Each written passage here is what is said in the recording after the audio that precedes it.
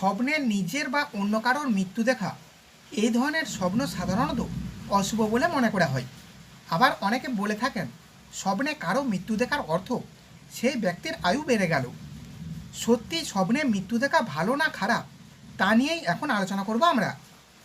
সবসময় যে মৃত্যুর স্বপ্ন মানেই খারাপ তা কিন্তু নয়, কারণ মৃত্যুর অর্থ পুনরায় শেষ ও নতুন কিছু শুরু। তাই স্বপ্নে মৃত্যু দেখা জীবনের নতুন কিছু শুরুর অর্থ বহনকারী হতে পারে।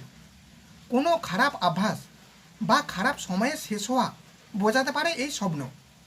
নির্ভর করছে আপনি কার মৃত্যু দেখেছেন এবং কিভাবে মৃত্যু দেখেছেন।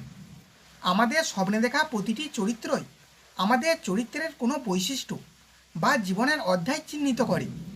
তাই আগে বুঝতে হবে স্বপ্নে দেখা নির্দিষ্ট মানুষটি আপনার জীবনে কোন গুরুত্ব বহন করেছে, তবেই তার মৃত্যুর স্বপ্নের অর্থ বোধগম্য হবে।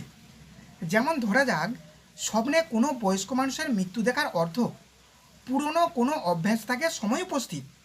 অনেক সময় বয়স্ক বাবা মারা সন্তানের মৃত্যুর স্বপ্ন দেখেন।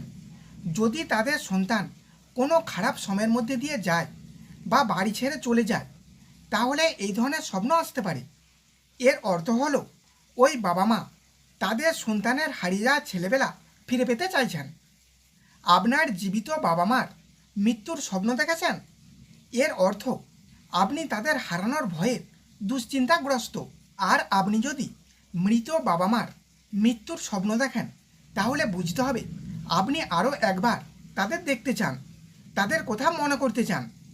স্বামী বা স্ত্রীর মৃত্যুর স্বপ্ন দেখলে বুঝতে হবে জীবনসঙ্গীর কাছ থেকে যা চান তা পাচ্ছেন না।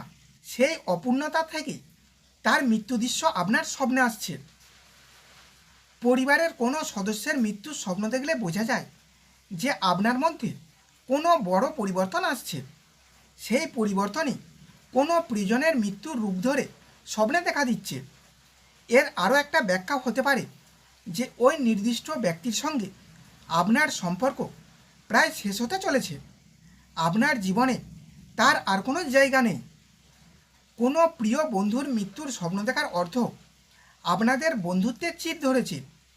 বন্ধুত্বের এই ভাঙনের ফলে আপনি খুবই দুঃখিত এবং সেই বন্ধুকে পুনরায় ফিরে পেতে আগ্রহী। তাই মৃত্যুর স্বপ্ন অশুভ নয়, তার একটা নির্দিষ্ট অর্থ রয়েছে। সেই অর্থ বুঝে তারপরেই পদক্ষেপ করলে সব কিছু অনেক সহজ হয়ে যাবে।